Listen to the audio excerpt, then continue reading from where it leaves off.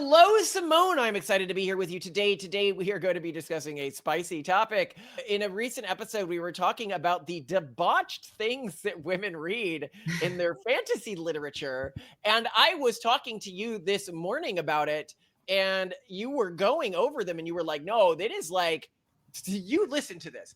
And when I heard about the It's stuff that bad. you were listening to, when it is explained to me by my quote unquote trad wife, I guess is what the media calls you, what is in these fantasy books, I am like, in 1 hour on Six Ed World. I Yeah. am, but then it got worse hmm because I start doing like, I want to understand if this stuff that you're telling me is accurate. I want to go into this. So Right, because I'm sure you thought I was crazy. But it couldn't possibly be that No, these are best-selling, it's very popular crazier books. than what you said, because I start going into all of this and I get summaries of the books and I get summaries of all these plot points, and it keeps, and there's this phrase that keeps coming up. I mean, and I'm talking across books here. It was like, well, X was mated to X, or X was bound to Y. And I was like, What the hell is wrong with you people? what is this she's mated thing? I haven't heard, and I go to my wife about this. Okay. And you're like, I haven't read anything about this weird kinky mated thing. So I ask, because the first one that you talked about was The Court of Thorns and Roses. Yeah. And here's what AI had to say about that. It said, Okay. yes, the mate bond trope is 100% in A Court of Thorns and Roses series. It is. And it's arguably the series that mainstreamed the kink into modern romantasy. So you're like, I don't even remember it from In my defense, I use these as pregnancy safe Xanax. The reason I listen to romantasy books is they are so bad and so poorly written that they literally put me to sleep. Like I And used to that's listen to why really I dry read history hentai. books to fall asleep, and now I'm like, oh, but I need to know what happened. No, I read it for the plot. That's why I have, I completely agree with you. I do not engage in any of this for anything other than just the articles. Is that your version of I read it for the articles? The Playboy, that's what they used to say about Playboy, right? No, because the plot's not good. And here, like, my problem is I really hate the female characters, and I really hate what they normalized in terms of like, this is normal relationship behavior if you're a woman. And I can get into this too, because Oh, there's we're gonna get into this. We're gonna Yeah. get into each of these. But I wanted to start with this mate bonding trope because I found this really Ye- interesting. And I okay. think it's important to note here because, and we're going to go over all the stories it's in just a second, because it has become so ubiquitous in female focused romance literature. For example, you didn't even notice when it was in a story. And yet Apparently. it is, if you're talking like Omegaverse, you can see our Omegaverse episode where people Oh. are like, it is closer to the Omegaverse than it is to real life. It is definitely a really fairly bizarre kink, and it's interesting to study because it shows something that modern women are not finding in society today. Well, And here's my thing. I don't think it's bizarre. I think it's an answer to larger normalization of female promiscuity. So if you can no longer have like your one true love that you meet like out of adolescence and you lose your virginity with them, or like they're your very first, like second maybe, right? And then that's it. That's your true love. You met your person. There has to be some other mechanism, some other physics have to be at play to explain why the bond being described in the romance novel is meaningful, because otherwise it's just another rung on the ladder. Does that make I sense? disagree. And Really? we'll go into this a little bit. Yeah. So first, what is it? Because people may not know. So mate bonds occur in these stories. It is a magical or biological or fated connection between two characters, usually male and female. Mhm. It is irresistible. It is permanent. It is non-consensual. It's often physically overwhelming or arousal linked. Mm. And it is tied to something like destiny or something like that. Basically, it's not a choice. So if we're talking about the first story that we're going to be looking at, which is Court of Thrones and whatever, Thorns and Roses, Frey realizes that she's mated to Feyre. Rysand. Feyre. Feyre. realizes she's sorry.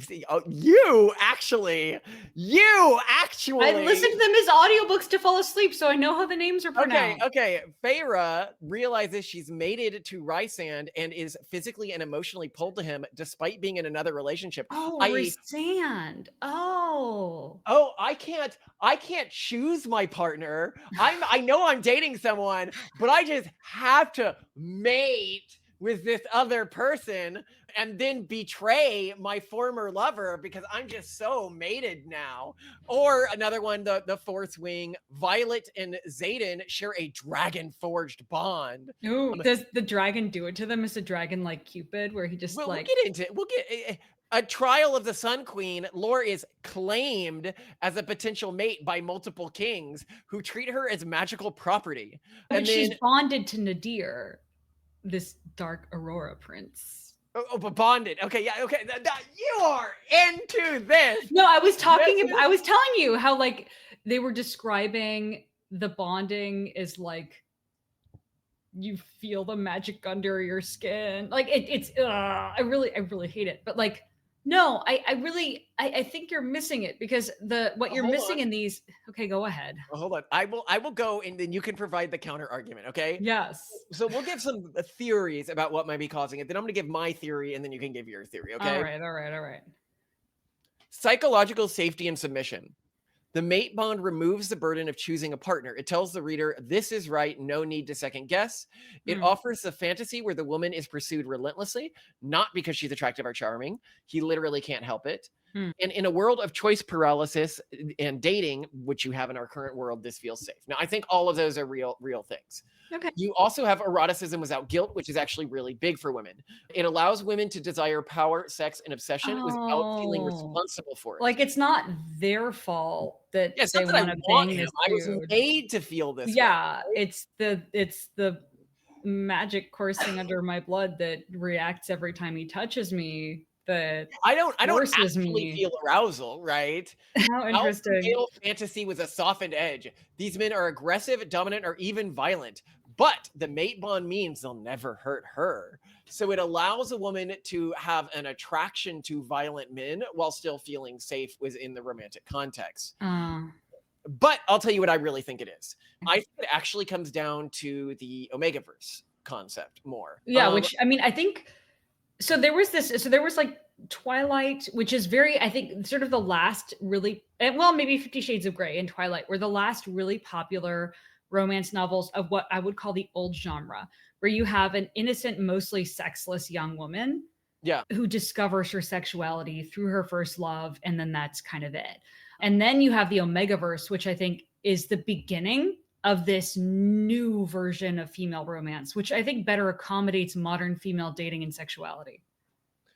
Yes, but let's talk about this. Let's do it. So I think Omegaverse is actually an easier thing to explore it with because I actually think that this is like Omegaverse light.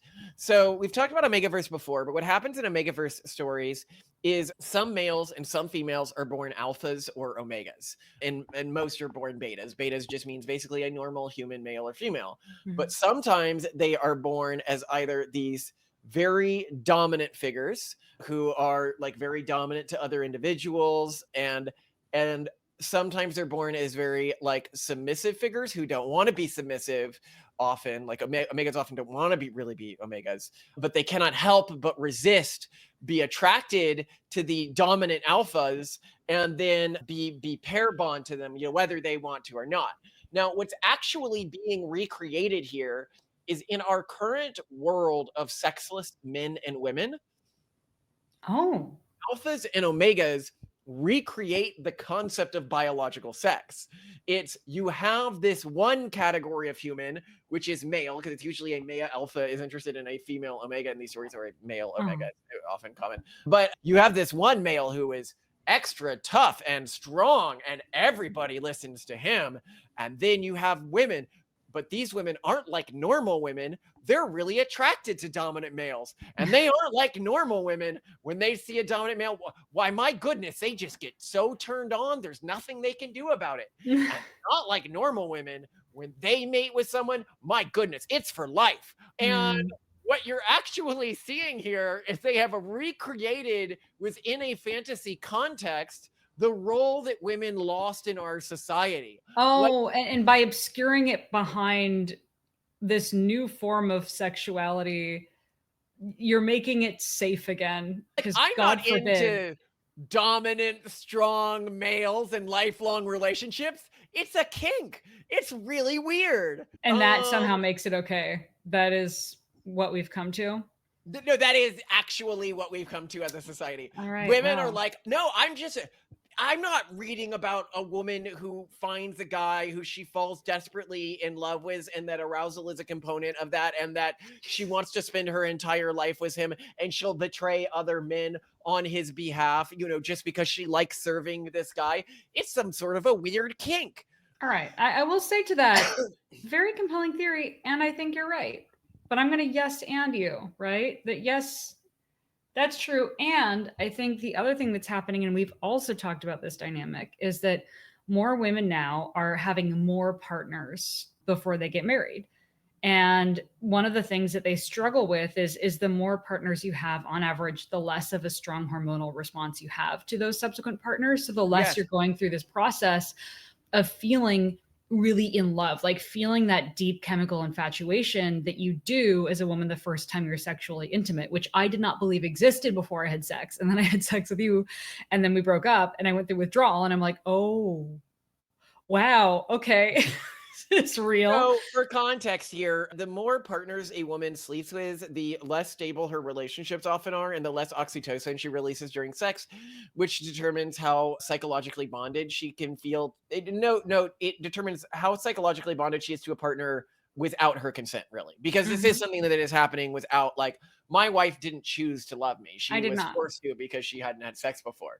I brainwashed her with, weird human biology, right? Well, but there's something hot about that first time that you fall in love as a woman, right? That like you so can't help it. And it's just so all encompassing. And I think that's when you hear about this bonding, whether it's like the magic under your skin or fate saying this or a dragon, but you can explain that one later, or the Omega dynamic. Like, I think that's trying to capture some of that, and which to not sexless, but rather sex experienced women is understandable and desired, and they want that again. Because I've had friends who've had a lot of relationships before they settle they down, want those early and relationships. they would keep saying like, well, I'm just waiting to get that feeling again, and I can't break it to them that like you're not going to get that feeling again. But what you're missing in a lot of these newer romance novels, which you didn't see from like the virginal teen romance novels, is that the female protagonists in them are sexually experienced. So Feyre in the Court of Thorns and Roses series, before she ends up like before like the series starts, she is sexually experienced. And then Hold on, this is like medieval Europe, right, or something? yeah, she was just fooling around with the boy in the village. Same with the By the way, just so people know, that's very anachronistic. People did not sleep around in medieval Europe before yeah, marriage. you don't do that. And then in the other book with Rhysand, what the Aurora King, the something or the Urano series, the protagonist Allure is actually quite slutty. Like she sleeps around a lot, both to like get what she needs and also for fun. So these are sexually experienced women. And then in the first book of each of these series, the women think they've fallen in love with their man. And like you as the reader are led to believe like, oh, like he's the one. And so I think this is very similar to like women who, like, oh, come on, like this time, right? Like I'm going to marry this guy. And then another guy comes along. Then it turns out in each of these that like, oh, actually, no, that guy's an asshole. Like he's bad. He's kind of proto-abusive. Like maybe he's kind of violent. Mind you. Yeah, like he's really bad. And it's this other bad boy that I'm irresistibly attracted to, who's really the one, and that's where you get Nadir Who's often and quite Rhysand. abusive as well, which we'll get to in a second. No, they're typically the bad boys in the previous, like in the first book, they're like the dark male antagonist, and then in the second book, it turns out that they're the ones to whom they're bonded. But I think the larger point is, to me, I think this more tracks the trajectory of a more sexually experienced woman who's looking for that feeling of falling in love again, and Well, who and keeps going through justification relationships for where like she's like, partnership. this is the one, you know, he's my guy, and then like, oh, it doesn't really work out. Well, he was like messed up anyway. He was a bad person. What's really interesting in these stories, and we'll get to it, is a repeated justification of serial monogamy. The idea that it is okay. But also sort of, because also another thing that really shows up a lot in these is each of these, like like the main character in these first books, each of them has like a wingman, like a best friend / guard, who Okay. like interacts maybe a little bit more with the female protagonist and like does a lot of the exposition and stuff, and she does most of her interaction Okay. with him, and he's also super hot. So like, I don't know, man. Like, but sure, kind of. Do they serial ever sleep monogamy. with this wingman or like show No, interest? they never sleep with the wingman, but there's a lot of flirting, and they're very hot. So I don't know what's I am going on there. surrounded by hot men that flirt with me, and I have one guy who I like, but then I got to go after the bad boy. Well, no, yeah, and I'm- because the alpha male who's a little bit more distant, you but know, I can't resist the alpha male because I mated to him. Well, no. That's the second alpha male. You know, The there's second the alpha first male. alpha Okay, male the who more you alpha think is the male. one, but then no, he's not the one. He's actually a jerk. And then, you know, this next one for sure. Except then they're super abusive toward all of them, and of course we're going to get to that next. I guess. But okay, let's go to the other series that have this mated trope. Okay. Okay. Yeah. So you've also got, you know, in addition to the Thorn of Court Roses and stuff, and then Fourth Wing, and then Trial of the Sun Queen. You have the Savage Land series. This one includes like scenting, marking, possessiveness. So like classic Omega, like way more standard Omega. Maybe I should get that one. Maybe that one will put me to sleep. I can't bear to pay for these, so I need to get them for free on Audible Plus. Okay, no, of course you can't. If only you were paying for your. It's too embarrassing. It's too humiliating. But they you can work really well. You can expense it to the show. You need to watch these for our fans so you can tell them how bad they are. Yeah, you've got the Bridge Kingdom. But the thing, I can't even really talk about them well because again, like they make me fall asleep, which I really need. It's hard to sleep. It has an arranged marriage. You've got Fated Mates, which has books like Feral Sins, Crave, Wolf Gone. You've got From Blood to Ash. And as to why it's so common here, I love what it says. Built-in sexual tension, no need to build chemistry, just say mate bond. Mission fantasy. Yeah, it's such lazy writing. Like literally, women get overpowered. AI-generated, AI-written stories are written better than these. Like I swear, if I got a penny every time the author of in the Court of Thorns and Roses series wrote and his throat bobbed, like to indicate that he was like that someone was nervous, I would be rich. Like, can you stop? But I love this one. TikTok virality. Mated to the Dark Prince gets more clicks than slow burn emotional maturity. Mated to like, the dark. Mated to the Dark Prince. You know, no, that's all you need to say. There should just be. We were looking at like books today, and one just said rich fae boyfriend or something. Yeah, it was like filthy. No, it was rich fae prince. No, it was like something rich fae. Yeah, something. I don't know. Yeah. He was rich and he was a fae, and he was also like either dirty or mean or something like that. It was like, okay, so we're just doing like kink hashtags now. Yeah, like, it's just like, what are you into, girl? Yeah, like yeah. Okay, so I mean, it literally looks like when you go onto NSFW subreddits where sometimes they'll tag like the type of content with like the specific fetish. It's like, no, we're just gonna put these on the titles of books now. Because you know what? People they work from home now. They're not commuting on buses. They don't have to be ashamed of the book covers anymore. So they're like, screw it, just put it on the cover. I'm gonna be honest, a lot of these books have pretty dope covers. No, design's improving. I'm with you on that. They're fine. The Thorn of whatever. Yeah, it's very intricate, cool. I like these. I think they look pretty like cool. I'm like, I'd adorn my room with those if I didn't know that this was all about being mated and you know But anyway, let's go into the first book. So we're just going to go into like all the bad stuff that's teaching women, because women, and it gets me so much. They come at me and they're like, do you know about all of the disgusting things that like porn sites are teaching men? And I'm like, I have been to Barnes and Noble. Let's talk about what you are being taught. Well, and first, let me point out that like the top traffic erotic material that men consume is eager, slutty women Like there True. is just wild consent. They're loving it. Like men, if I had to interpret what they wanted, they just want women to be happy and they just really want them to want their dick. Hold on, no, Like, I'm just actually gonna like right now. I'm gonna see e-hentai, so we're not even looking at like Pornhub, so we're not looking at anything like that. niche. If you're just looking at like Or NS, is anything on the front page here of recent submissions forced? No, no, no, no. One, tentacles. It's labeled tickling as well, so yeah. No, it is not as common as people say it is. I'm just going to RNSFW, like the most generic, and I'm going top of all time: solo orgasm, sexy brunette, amateur. Well, I can't use that word. Freckled babe. Everything here, best boob reveal ever. This is just cutie, just enthusiastic women. Yep, they're more enthusiastic women. And what happens when you go to the top Trickle. books that women are reading, the Romantasies? It's people being mated. It's the rich evil fae, lack of consent, it's werewolves and vampires, and but honestly, like all the dark stuff that the men are doing in these series doesn't come close to the level of shady behavior of the female protagonists, and that's what's extra crazy. Also, I think I've always said that I think this is why I had such an easy time on sexual marketplaces, because I actually am like a bad boy in what turns me on. So I get all of these girls who are interested in this stuff. You know, back when I was dating in high school, and they're like, "Oh, well, you're a bad boy in terms of what people like. Women on average are more likely to be turned on by, but you're not a dark triad dick to women."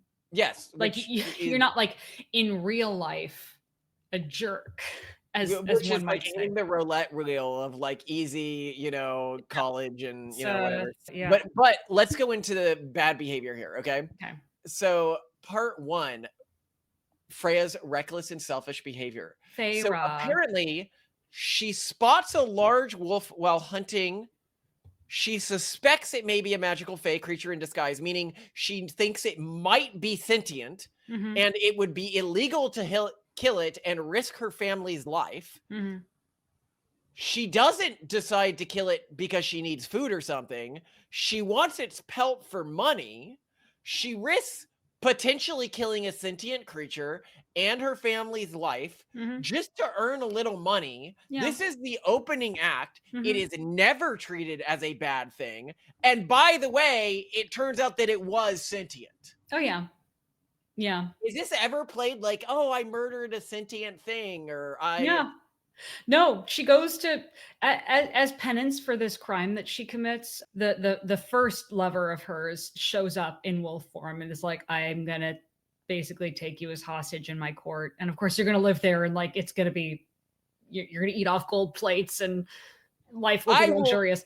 Like she goes, so she goes as a prisoner, you know, to pay out her sentence for murdering this person, this fae, and yeah, everyone's like, yeah, he was my best friend. You know, he was a great guy. You killed him. You know, it comes up a bunch. It's great. They're like, and you thought, she doesn't mention, well, I thought he might be a fae, but you know, whatever. I wanted the money. Yeah, I don't think she ever says she's sorry. I think she's just, no, actually, here's what she does is because actually what it turns out that the king of this court, who's her first, you know, man number 1, who turns out to be a jerk. She betrays a bunch, but continue. Who she betrays. Well, these women, we're getting there. He was sending these men out because he needed, I think, to trigger something, but he knew he was sending these men to their deaths. So, okay.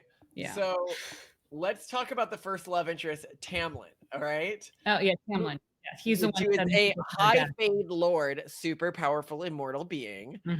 So very old, by the way, like 1,000 years. Oh no, the age gaps are huge. Yeah, and then I love that women will like trash men for their age gaps and stuff. No. When you look at like book reviews of romance novels, they're like love the age gap, or like it's a keyword women look up. They love age gaps, and yet they like hate Leonardo DiCaprio for stopping dating women after they're 25. Oh, it's so hypocritical. Really funny. But yeah, like in the other book that we're talking about, where there's Nadir and Lore, Nadir is like 250 years old, and she's like 21. So that's, I think the problem is the age gap's not big enough. DiCaprio needs to be like 200 He years needs to be older. like a 90-year-old man dating like a No, 21-year-old. he needs to be 290, Malcolm. You're missing And then it. women will be like, well, this is what I've always been into, to be honest. He was in ancient cinema from the 1990s. Do you ever used to think I looked like DiCaprio when I was younger? That was like a common, like, It was Harry Potter. When you were young, before I met no, you. before Harry Potter, it was DiCaprio. Everyone thought. But that was before, when your mom gave you those highlights. Yeah, Yeah. When I had and I never got it. I always thought that was weird. Your mom forced it on you. It was non-consensual. Yeah, It's fine. Non-consensual. You'll deal with the trauma someday. So he's controlling, emotionally closed off, and becomes possessive. In the books, he locks Faye in his house like a captive to quote unquote protect her. She has panic attacks, but he refuses to let her leave. Despite this, she constantly defends and excuses his behavior. This sets up the idea that controlling behavior is a sign of deep romantic devotion. But then there's the other guy, the bad guy, Rysand, who is the deep mystery character. Yeah. And this guy who she ends up liking, he gives her drugs and then parades her around everyone in revealing clothing. Yeah, so like if this first dude was keeping this woman prisoner as penance for her crime, the second dude steals her and like she's kept in a like actual dungeon. Like, keep in mind, the first Tamlin keeps her in a beautiful palace and room. She's like in a dungeon and starving. Women don't want that. Injured. They want the actual dungeon. Yeah, she's like in a dungeon. She's severely injured, and then he parades her out in slutty dresses and like date rape drugs her like every night because that's hot. Wait, why is he drugging her? Oh, funsies? For funsies, yeah, like to mess with her. I mean, maybe the reader is kind of like, when they realize later that he had feelings for her, that he was just trying to like, because it's complicated, but like he actually was like, at the time, we'll say dating the evil witch queen that has to be defeated in the first book, and he's in her court, and he is pretending to torture this female protagonist, Feyre. I mean, yeah, because the evil witch queen freaking hates her. I can't remember why. I used to fall asleep. But wait, but she's forced to walk around under. Yeah, because he's like, oh no, I'm here. Like, I think so, to protect her, he has to like torture her and have her believe that he's torturing her. So he parades her around in slutty dresses and like date rape drugs her, and then she like dances around drunkenly until she's thrown back in the dungeon. Because she hates doing all this, and it's not her choice. It's horrible. It's horrible. It's not sexy at all. Paraded in front of wealthy people in skimpy dresses and forced to dance. No, definitely not. No, no.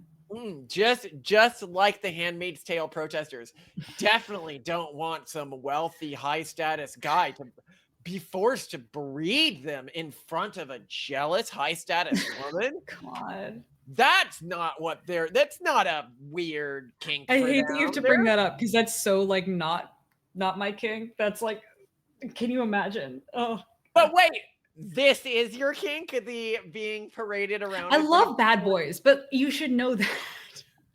I am only a moderate bad. No, but like on dates, like when you're whining and dining a woman, you do the bad boy thing. No, I was I was really quite callous with you in our early dates. I'm gonna be. It was hot. It was great. I freaking loved it. Like the first date, breaking rules. We're breaking into like But we broke rules, and you thought I was just going to use you as like. I knew you were going to. That was your plan, Mel. It was literally. It was actually my plan at the time. To be honest, I was like, I will marry a girl at Stanford, and then this woman basically does whatever I tell her to, and she seems moderately competent, and she is completely devoted to me. So I'll have my real wife, and then I'll have my on the side. Which is why I wrote those letters to myself in the future. I'm like. She wasn't This is wrong, clearly his plan. I wasn't wrong. Yeah. And then I just realized that you were way more competent than any of the other people, right? Like, you weren't just devoted to me; you were also competent. I was, yeah, and yeah. I may not have been an heiress. So did I actually treat you like one of the like rom-com like hot guys? Well, I don't Yeah, really need, and I then mean, I'm no, like, no, but you had all actually, the no, like literally, you had all the things, right? You came from this illustrious family. You were like, total disregard for the rules. You were sort of callous toward me, especially in the beginning. And people love that sort of like enemies to lovers trope. yeah. Yeah, and it was a very formulaically, like addictively compelling. So thanks for that. That was a wild ride. And now we're Yeah, living this like you got cottagecore your perfect trope. married life, which is weird and unexpected after all that. Yeah, no, So our married life is very like seen. It's like always, oh, look at the it's, beautiful it's so four with the wholesome. five It's too kids. wholesome. It's Yeah. too wholesome. A wholesome maxing at this stage of life, but at that stage of life, I was not reformed entirely. No, but again, like, so they're definitely, where were we with this? Yeah. No, but I was gonna go to the next one, right? Okay, so Uh-huh. gaslighting, betrayal, and main character syndrome. Once Faye switches her alliance to Rysand and the Night Court in book 2, she returns to Tamlin Spring Court pretending to reconcile, but she's Mhm. actually there to spy and sabotage him. Yeah. She lies to him in the court. She manipulates him emotionally, Mhm. and she convinces others to turn against him, destabilizing the entire territory Yeah. with no real justification. He doesn't appear to have done anything particularly wrong. No. And she does all this while pretending to be the victim. Like her core reason for doing this is, well, I'm mated to the other guy, therefore I can betray anyone I want with no justification. Yeah, basically. Yeah. I mean, why does she ever explain why she's doing all these horrible things to first guy? Well, because he was actually kind of a jerk and he got really angry one time and his magic flew and a chair broke against a wall. And so Oh he's no, that's the same with probably abuse. violent. Yeah. Probably. And he Probably. at No, one it's point, like, very progressive. It's like, well, he's probably violent. in an attempt to get her back, he like sold out to someone evil at some point, and that was considered super uncool, if I remember Okay. correctly. But no, but that's not even like, yeah, and it's not just that. Like this hiding of information is pervasive throughout not just these romantasy novels, but like through every best-selling current romance novels. So like I went through with AI, like with Perplexity Deep Research, to go through the most popular romance novels in 2025 and the behavior of the female protagonists. And Okay, one of the number go to one go through the recurring ones we've themes. read, but we'll hear the ones that you pulled up here. Well, and this shows up in those though. This 100% shows up in the books that we're talking about, which is emotional guardedness and withholding truths, and like also using relationships for personal gain and survival, which it just seems like it's playing into the worst female tropes that men accuse women of. And also women being like, oh, be more emotionally open for me, cry for me, like, and then in these books, these women are not being emotionally open. They're not being emotionally or just technically honest. And they are extremely mercenary and selfish. And also, they never, in none of these books, the contemporary romance, like the non-fantasy stuff, the fantasy stuff, the historical stuff, like all the different versions, all the flavors, they never try to model these men. They never think, wow, I wonder I how wonder he's what he's feeling thinking. right. So we'll go to the next book then. Yeah. Okay. I'll discuss with you. Okay. So what is the Trial of the Sun Queen? This is the next book that you have gone through that has. I've read the first 2 books in the series. This is so bad. Now, keep in mind, Allure, our protagonist, has spent 12 brutal years in prison by the oppressive Aurora King. I bet she gets the hots for him and sleeps with him. No, his son. Of course. She is abruptly pulled from solitary confinement and taken to the luxurious Sun Palace. There, she's forced to complete the deadly Queen's Trials against this was 9 described other in the women. book summary as The Bachelorette meets the Hunger Games, and I'm like, you knew what you were in for. You wanted to compete against other women. That's the thing. No, I want like the Hunger Games, but only the capital. And like it was a little more of that. So that was helpful. Well, no, but a lot of these have multiple women competing for a guy and the guy clearly choosing one of the women. This is another thing, right? Like in male books, in male fantasies, very rarely do I want to be competing with other males. Like Oh yeah, I no. The harem anime is always only the women competing for the yeah, it's man. not like a woman's like, ah, well, maybe. This is like harem anime, but I win, right? Like, yeah, the female version of harem trope is the love triangle, and I hate the love triangle. no, I think the female version is this. It is 12 women fighting over one man, but he really only likes you. It's actually a harem as well, but he really only likes you. Oh yeah, it's almost just like from a different perspective. Yes. So it's the harem anime, but you are the waifu. Yeah, they don't want a okay. harem of men. What they want is to be in a harem, but be the real choice. But to be the final one true. And this is like actually like what gets me is women can choose any fantasy and they choose being in a harem over and over and over again. But to continue here, so the Sun King, like we're talking toxic behavior here, he dangles freedom in front of Lore, but is manipulative and emotionally distant. Lore falls for him quickly, despite suspecting he's using her. Their romance is shallow and built on power imbalance instead of genuine connection. Do you agree with this? Yeah. Lore, it's led into illusions to test her loyalty. What, loyalty to somebody who she has been tortured by for 12 years? No. That's the Aurora King. The Sun King is the one who's making her go through the trials. And this is his son. No. The son, Nadir. So the son of the Aurora King who imprisoned her, his name is Nadir, and he's the second guy. He's the dark antagonist who's the real pair bonded person for her. The Aurora King is the actually turned out to be a jerk boyfriend number one. After, of course, many. What did he do to turn out to be a jerk? This one. In this series, the Aurora King turned out to be a jerk because he only wanted to marry the Lore because it turns out that she's actually like destined queen, powerful fae of this realm. And that's another thing about these, and I think it's really interesting, is that the men find these women irresistible because for whatever reason they are super OP.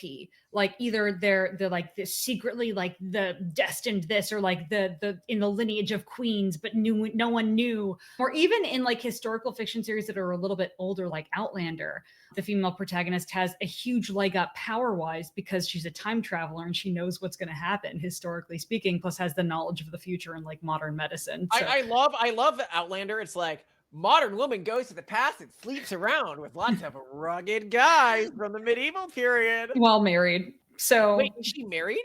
She was married, and then she went back in time and married again, fell in love. But she sleeps with a few people, right? If I remember correctly. I think so. I have to stop reading all of these because like they put me to sleep, but then I start hating the female protagonist so much that I just can't take it anymore. And then I have to switch to another one. So I think I'll go to the next one that you mentioned that was like, it sounded horrible. And okay, well, we'll go to the yeah, but anyway, yeah, like he's a jerk because he just wants to use her for her power. But the important theme here is like in most of these, the female protagonist is extremely valuable and irresistible because of her power. And I think there's this other thing that women want to feel like they are inherently so indispensable and important because there's this desire to be that. And women right now aren't. Like, I think that's something that women really miss, is this feeling that they are actually needed. Yeah, well, and they also want justification for betraying everyone in their lives. Like that's yes. also the I just want a man I can betray everyone for. That is really a recurring theme in these.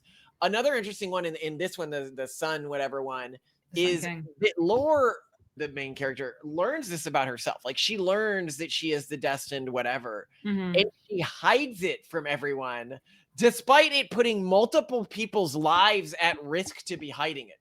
It's not and despite the fact that she'd be able to solve her problems much more easily if she was just transparent about what's going on, which makes the books almost unreadable at various points. Like the second person that she like is technically really bonded to, Rhysand, like she just starts being extremely like horrible to him. Like just as they start beginning to forge some intimacy that they both really enjoy, this torch tells her that if they do get together, it will only lead to heartbreak and ruin. And then she like comes back from this like prophetic vision, and she's just like, no, we're not doing this anymore. Like, she doesn't tell him anything of like, by the way, I received a prophecy from this magical object that belongs to your kingdom that you would totally respect and like take seriously, that we need to be kind of careful. No, I'm just going to be a complete jerk to you and be like, no, we can't do this anymore. We're not doing it. And like, no explanation. It would be so much easier for everyone involved if you were just like, hey, this magical object that you respect and that I respect and that gives meaningful prophecies told me to watch out about this and you should watch. Like, why can't? And like, I thought women were the ones who communicated. I thought you know what's funny with all of this is, you say all of this, and I'm like, I just really want to like slap this woman, just punch her in the face over and over again. And I'm like, you know what's really cool is with AI, I can experience that. I can put in make the other character the main character. But there's no slapping sense into her. Like, she's just so irredeemable, and that's what's so horrible. And then the problem is that like the world needs her because like she's gonna fix everything with her immense power that is greater than anyone's power ever before, because she's the heart queen. She has the most power. Is she the heart queen? She's the heart queen. But she's kind of slutty though, right? As well. So she's the highest body count of any female protagonist that I've read in a romance novel. Really? Well, because when she was in prison, she used sex to get by, like sexual favors with prison guards and stuff, but then also had a lot of sex with other inmates because it's how she like reclaimed her sexuality. So like, I mean, they put it in like, they couch it in like, well, she had no choice. But I think they're trying to sound like no choice. That sounds like a sexual rumspringer and the worst kind of slut. I know the book starts with her actually having like a full out brawl with another female inmate who calls her a slut because she has a reputation for being a slut. So she and I guess women these days read that and they're like, wow, I really see myself in this individual. Because she also like, the female inmate who insulted her also stole soap from her that Lore had performed a sexual favor to get. So she was willing to perform sexual favors to get soap.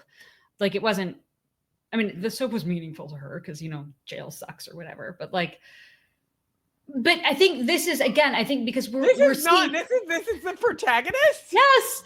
We're seeing a change in what the average female romance novel reader is. This is now a woman with a higher body count, but who wants to see that higher body count is like not her fault, but rather a product of the situation in which she found herself. She had to have all that sex just to get by. It's society's fault. Yeah. She was the prisoner, just like Lore was in our modern society of Tinder, where you have to be slutty to get by. That's so true. And so this, like, I think the novels are trying to, like, all of these to me are proxies for what women are experiencing, and they're meant to help them try to cope with their own sexual pasts, which they're struggling with, and also this and they're feeding them false hope. But the king about will still falling like in them. love. The dark prince will still like them, even though they've slept with a lot of people. Do they like never come up? Does like the dark prince like never be like, but you be kind of slutty in the past? Well, no, because they frame it very differently. Like Nadir, who's like her real person, is like, first off, she doesn't have penetrative sex with either of these two men in any of the two books. Okay. So I think they're trying to like sort of re-virginalize these women. Okay. And then second, he's like, well, she's never really had sex before because it's never been real. It's never been real, like with a man who knows what to do. And I think that's also kind of a story that can be sold well to the modern woman of like, you haven't really had sex because these men, I'm really a virgin. Come on. The guys, they don't really know what they're doing. They don't really care about you. They're fiddling around in the dark. And they also make like I think one of the things that's like showing up consistently in Fae lore is that like these men are also very slutty. and it's an extremely slutty fae society where like there's just orgies all the time, and like they've all had like tons of different partners. And like in the first, like in the trial of the Sun King is like constantly sleeping around with women like during this whole process. Like maybe he like, you know, he's all about lore and like wants lore for his wife because he needs her power, but he's still sleeping around with other women. In female romance fantasies, this isn't seen as a turnoff. They like No. If anything, it's like a validator. And keep in mind, in the Court of the Court of Thorns and Roses, the dark man Rhysand is sleeping with the evil queen. He's sleeping with like the big bad very actively. It's very well known. Like he even has to like deal with the reputation of being like her pet after she's been defeated. Everyone's like, oh, you're her bitch, you know? So like, yeah, the men are also slutty, which I think also is they're trying to say that it's okay, because I think also most of the men that women are encountering on Tinder, because they're only encountering the 8s, 9s, and 10s who actually get any action on Twitter, are also very slutty. Like they're sleeping around a lot. Well, I love this. And what I need to ask our audience is, this is why you got to join Patreon, so you can vote to force Simone to read more books like this, and we can get her to do. Well, we have to. It's either that, or I was going to create. Sorry, I need to say force Simone to read these books. But it's not hot for men. That's hot for women, Malcolm. But you're not a man. That, Simone. or I was surprise. Or I was going to create an OnlyFans account to see if there actually is an ecosystem of men who successfully sell to women on OnlyFans, and if so, what are they selling? Because I don't think they're like helicoptering their wee-wees, if you know what I mean. Like I don't think that's what it is. I think that this is going to be more interesting to people. OnlyFans or the fantasy novels.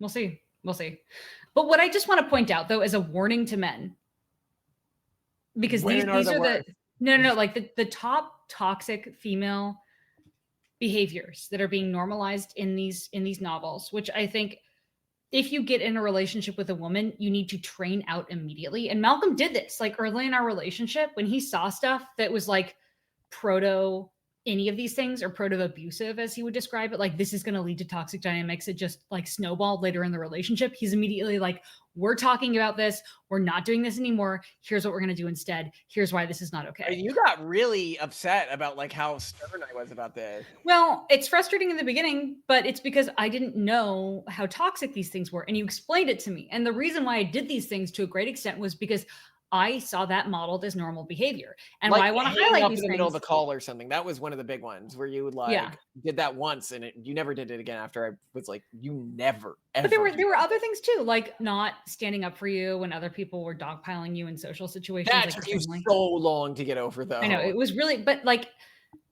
these are things like, because I saw them normalized in mainstream society, it was really hard for like not intuitive for me to not do that.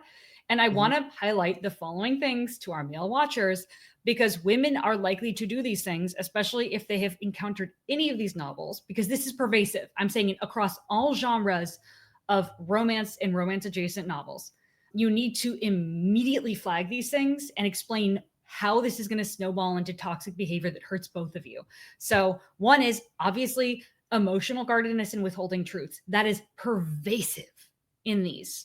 Oh, I'm not going to tell you about the prophecy. I'm not going to tell you who I really am. Like, it's just seen as like, I don't know, power. And there's also using relationships for personal gain and survival.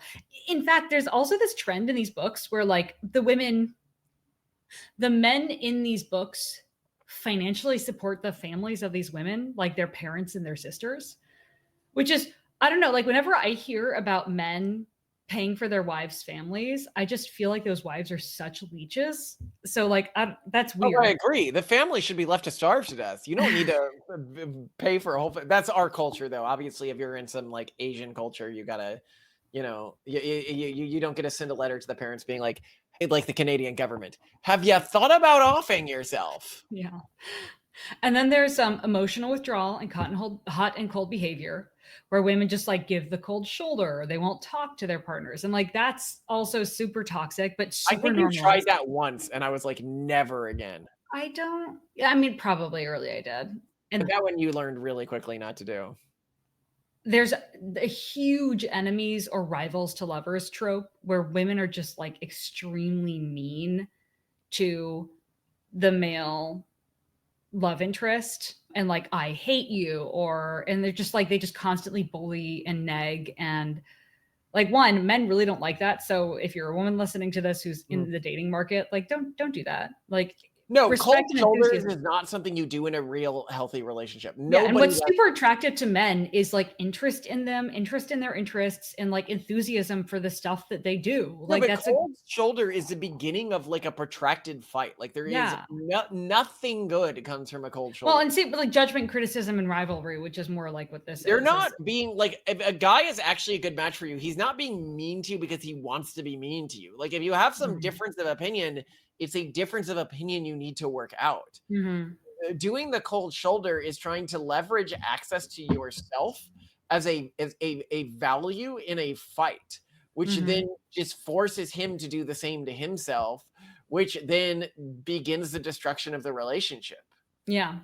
And then of course there's this like love triangle, emotional rebound, serial monogamy thing. And maybe, you know, women have had previous partners, but like Simone, they're just not mated with each other. let it They need to be go. more mated.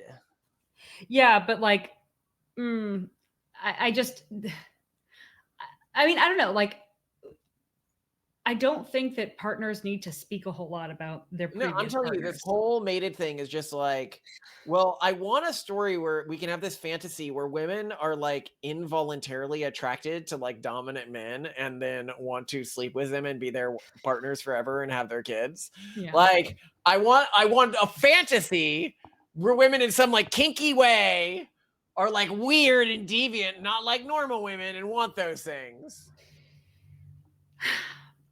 I wonder if it would be productive for men, like when they saw their wives reading a book, to go to Grok or Claude or OpenAI, Perplexity, ask like, for a summary, What and is just she like, into? let's just talk through this No, book. hold on. And I look, you guys can look at it. I let my wife listen to these, right? Like, I'm not here being like, how dare you listen to woman porn where It puts me to I need something. I yeah, can't of take course anything. that's why you're listening, Simone. I'm not listening You to that didn't now. listen Right to now I'm listening 3 to books in one series and 2 books in another just to go to bed. I couldn't finish them because they're so bad. Now I'm listening to, and it's You really listened good, to 3 books. All Systems Red by Martha Wells. It's like, it's super cute. It's about this murder bot who has hacked his governance system, meaning he or she, they, it has autonomy. And you could tell it's like a sci-fi book written by a Is woman. it a sexy murder bot? No, it's not. He doesn't have parts.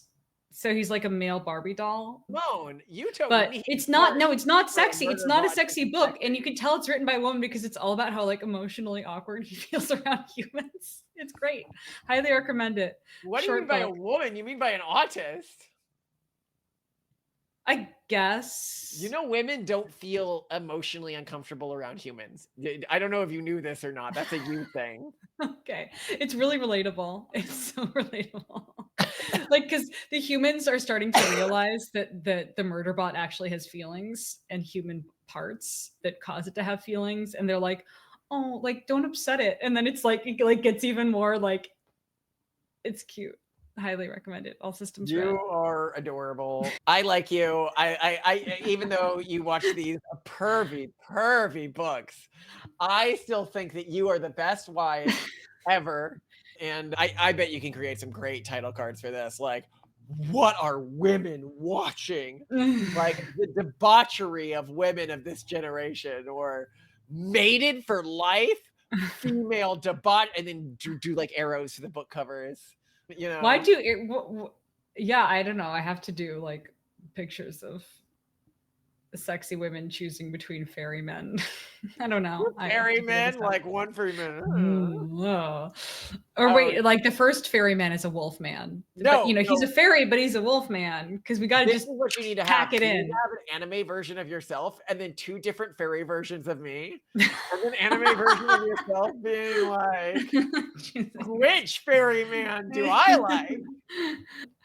No, actually, I just realized, you know how like with a lot of drawn erotic material for men, like you end up seeing like because they're very niche, but they're trying to get as many audiences as possible. It's like, well, it's vor plus furry plus like bimbofication. They like throw in a bunch of different kinks.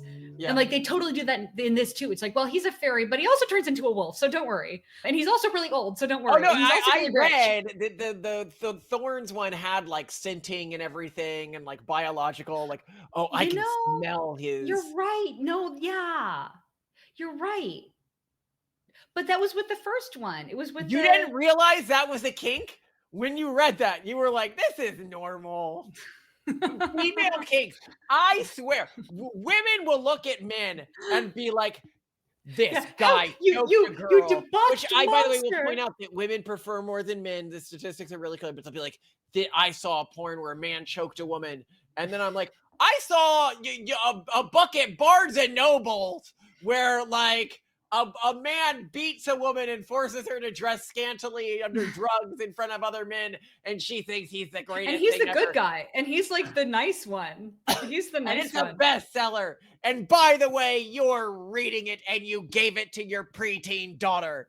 And then they're like, well, that's all normal. No, the funny thing is I read this book and I thought that it was like really niche and embarrassing. And then we went somewhere and someone else who's very intelligent and successful was reading it. And I was like, oh, damn. Wait, is this one of the people we can't talk about? Or is this like a... It's someone who sometimes listens to this podcast and I wouldn't name. Oh, okay. I can tell you after. That is hilarious. But also I was glad because then I could talk to someone about it. But like, no, this is read not just by like poorly educated, trashy women who shop at Target, which is where we were looking at these book covers this morning, but like very successful, highly educated, like top tier of society women. No, and this is the thing also about male porn. So I had an episode where I joke about like the time I accidentally leaked hentai on the show. When did you do that? It was I put images of that one that I shared with you that's like super wholesome. Oh, the Gyaru like, one. My childhood friend is broken. I mean, I guess technically it's hentai. It's about like well, it's drawn in hentai, but it's like a Yankee girl who whatever. No, a Gyaru, where she's got all the paint everything on her face and everything, and then she dates the guy and slowly becomes like a normal wife and has kids and gets over all of her past trauma. How can you call that hentai when like the vast majority of it is exposition of this sweet so it's all childhood exposition romance. And then they have a few nude scenes at the end if you want to read past the exposition part. Yeah, I'm like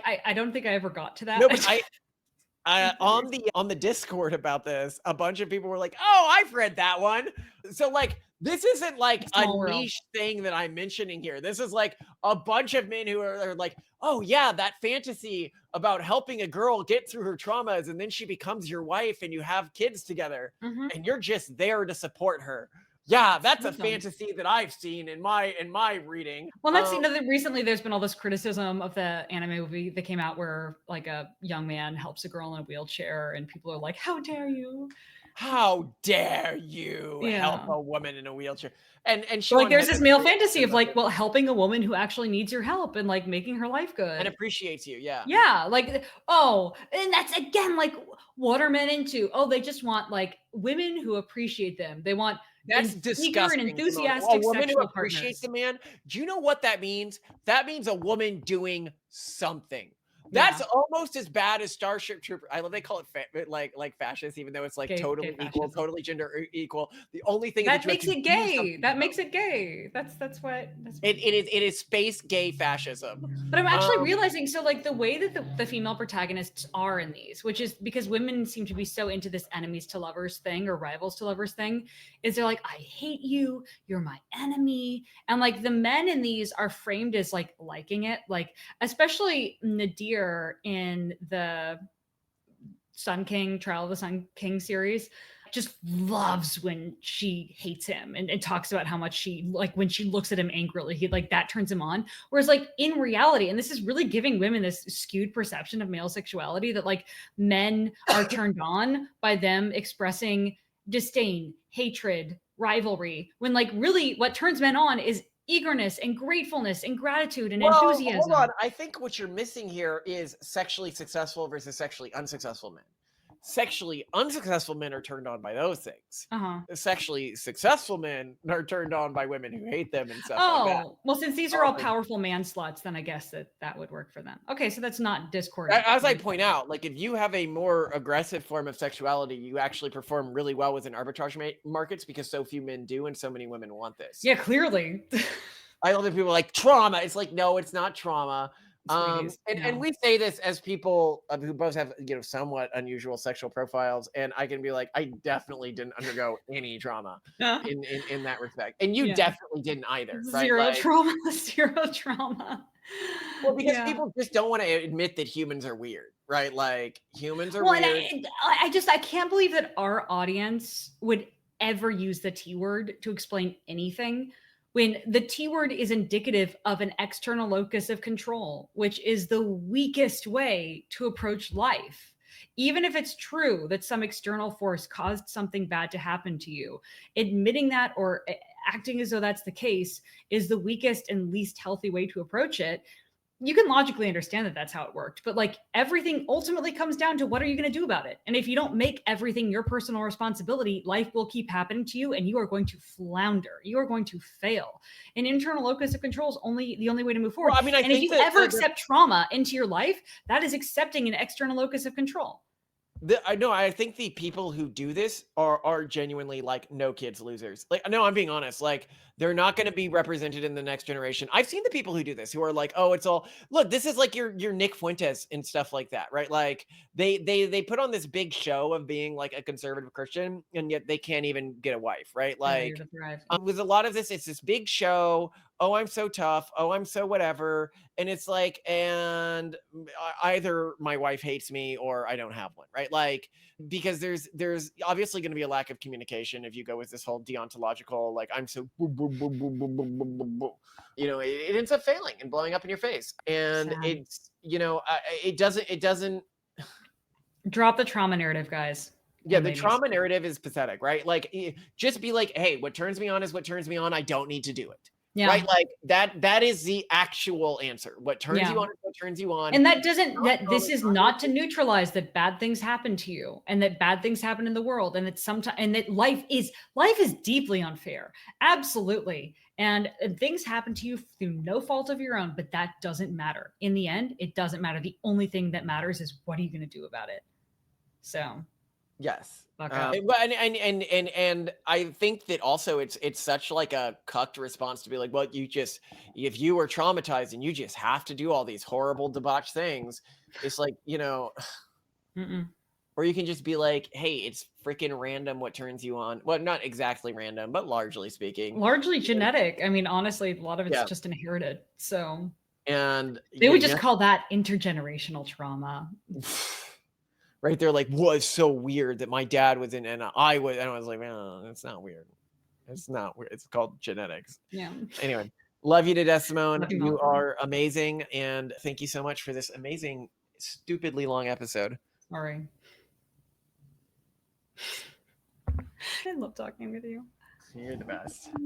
So with the episode today, the one on the women and what turns them on, very apt. Yeah, and the only comments where I'm like, why are so many people under this impression, was a bunch of people are like, oh, women are just into BDSM because of childhood trauma. And I'm like, and a lot of people are like, well, don't you know that sexuality is just downstream of early porn exposure or early childhood trauma? And I'm like, do you not have any understanding of the evidence on this stuff? Well, and on two separate comments that I saw, because I read all the way to the bottom, tried to respond to as many as I had time to, were like, well, the research shows that this is all downstream of childhood. It does not, by the way. Show me the research. Yeah, we extensively looked at this. Extremist religious people in the 80s made this up, but if you actually look at the research, for example, the sooner you engage, if you look at like prisons, for example, the people who are or essayers often started to engage with porn at a much later date. They often engage with porn less than the people who aren't. You see a direct correlation. Like this is actually like directly wrong. And we came into doing this research thinking what all these other people thought, because it's what society tells you. It's like, oh, this is all Well, downstream no, it's of not what trauma. society tells you is better than that. It's what you believe is intuitively true, but society says you're not allowed to say. You're Yes. not allowed to say, actually, this stuff is really bad for you. And I had actually written the chapter that it was really bad for you. And then I was like, I'll find citations later. And it was the one chapter I had to rewrite. Oh, that porn is really bad for you. Yeah, but also when you did the survey that you did, and then looked at the research on this, because you assumed that abuse as a kid, or erotic, intimate abuse as a kid, would correlate with different types of kinks in the future. Did not. Yeah, like there were some very loose things, I think more related to like how you practiced rather than like what you actually got turned on by. So there were like some isolated incidents. It may make you more, sexually like voracious or interested in that sort of stuff. Like willing to express it. Yeah, like just sluttier, basically, is the word I'd use. But it didn't correlate to arousal patterns. Yeah, like you're just born with anything. that. Yeah, and just like the number of people who chimed in the comments and were like, "This is downstream of trauma. This is downstream of early porn exposure," and I'm just like, I love this like trauma brain that people get. Like you'd think that our audience is above that. Like we're all about like therapy culture is obviously toxic. This whole like it was your mom's fault, it was child trauma fault, it was dad's. No, like we all agree that this is toxic, that this is delusional, and yet as soon as we bring sex into it, they're and this is like a basic red pill fact that like every red pillar knows. Everyone who's engaged in evolutionary psychology is like not surprised. And there were definitely people in the comments who got that. They're like, well, evolutionarily it makes sense because and we're like, yes, thank you for those of you who freaking get it, who use their noggins for once instead of. Sorry for well, I love that they just uncritically and without knowledge are like aggressively pushing this particular viewpoint. Yeah. Well, I mean, I think this is one that I can hate on because it's one that I used to have before. Yeah, until we actually looked at the information. Yeah. We were surprised. We're like, well, of course, NoFap is good and porn is bad. And I had to rewrite the entire, because is that not the norm of this channel? Like, oh, well, here's this thing that you're not allowed to say and everybody normalizes, but it's bad. And we'd written a whole chapter about this. And then I looked at the data and I was like, I guess this is the one. And I have never done that. I often write chapters of books and then later look for data because I'm like, I bet I can find a study that says, I bet I can find it. This was the one where I did this and just from like intuition and memory, because I had remembered people citing a bunch of studies that showed this. Yes. And where are these studies? Where are these studies? It's not that no studies exist. You will always find studies arguing for any particular thing. Sure. It's just that they do not appear as well constructed as the studies on the other side, and they appear. And you can be like, well, don't you discount studies that push what the left would want or what the urban monoculture would want? And it's like, even with doing that, the preponderance of evidence is because there's also people on the other side of this who have like an opposite agenda, right? And so the question is which agenda gets violated more by their own studies? And when I look at the wider data pools and when I look at like evolutionary psychology and try to use common sense, but that's disappointing. Oh, well, nobody was complaining about my Iran comments. Oh, I mean, some people not really. Not really. Okay. None about my Carl Benjamin comments. I can't remember.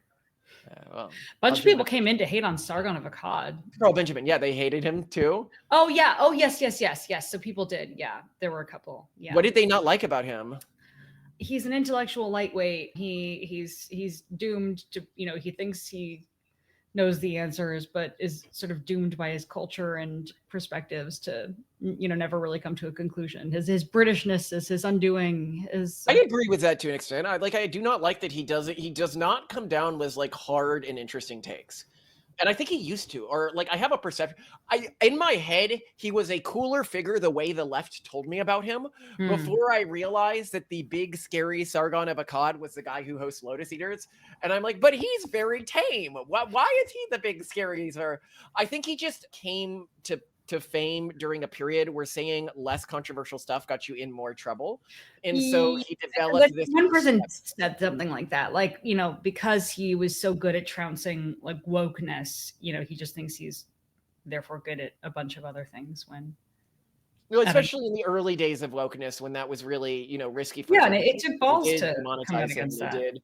Yeah. He did do a lot of opening salvos. He just wasn't as useful in later salvos. And I'm not to say that I wouldn't expect him to start doing more interesting stuff again. I might, but I will say his perception is very British conservative when we talk with other British conservatives. Which I don't know. I'd summarize in one word: defeatist. Defeatist and prudish. Yeah. And pearl clutchy often. Yeah, anyway. yeah. I'm just horrified that he's the bottleneck in his family to having another kid. He's like, no, we're not having. Telling his wife, like, we're not having any more kids. Yeah, like what? 4 is enough. Come on, man. Like after 4, economies of scale kick in. You're missing the benefits. Anyway. And I mean, I'm even the one who raises the kids probably more than he does, and I'm like, well, and his wife is doing the raising. She's a stay-at-home mom, so like it's on her anyway. Like, what's it on him? I guess he doesn't want to pay for one more mouth to feed. But again, the economy's like the financial economy. You don't need to feed them all. That's the trick. You can put some on the streets to pickpocket from strangers. Considering that one of our kids basically only eats berries foraged from our yard, yeah, we're basically only paying now to feed. Yeah, right? All right. 3 mouths and not 4. Yeah. Yeah. But I need to pick some up. Whoa! Here's whoa! It's floating!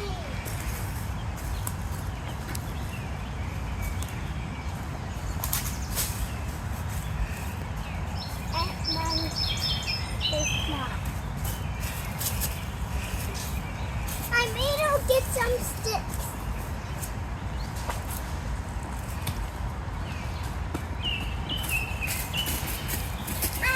It's long enough.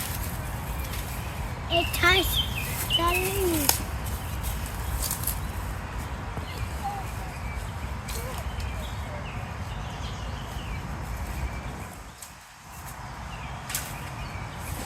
Oh my